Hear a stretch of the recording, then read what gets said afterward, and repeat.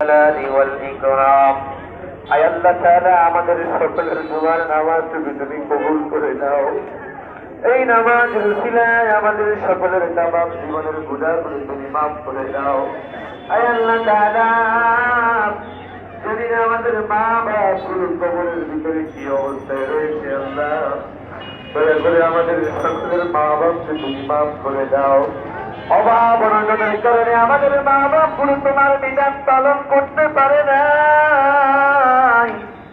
আল্লাহ আজকের এই দোয়ার উসিলায় আমাদের সকলের তামাম জীবনের গুনাহগুলো তুমি মাফ করে দাও। আমাদের সকলের মা বাবার কবরকে তুমি জান্নাতের টুকরা বানায়া দাও। আল্লাহ জীবনে কত অন্যায় করেছি আল্লাহ, জানা অজানা, প্রকাশ্য প্রকাশ্য, রাতের অন্ধকারে, গভীর অন্ধকারে। আল্লাহ কত নামাজ পড়ি নাই, কত রোজা রাখি নাই।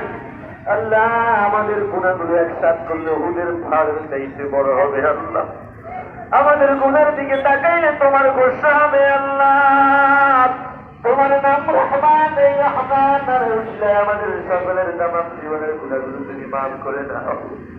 আল্লাহ তাআলা সেই কবরের আযাবের কথা শুনেছি আল্লাহ, আমাদের সকলের জন্য কবরের আযাবকে তুমি হারাম করে দাও। আল্লাহ দুনিয়াতে একটা মশা কামড় সহ্য করতে পারি না, দুনিয়ার আগুনের মধ্যে এক সেকেন্ড হাত রাখতে পারি না গো আল্লাহ। দয়া করে আমাদের সকলের জন্য জাহান্নামের আগুনকে তুমি হারাম করে দাও। আল্লাহ তাআলা যতদিন বাঁচায় রাখো আল্লাহ, ততদিন নামাজ যেন তোমার ঘরে এসে পড়তে পারে তুমি সেই তৌফিক দান করো। আল্লাহ জীবনের শেষ ওয়াক্তটা নামাজ যেন মসজিদে এসে আদায় করতে পারে তুমি সেই তৌফিক দান করো।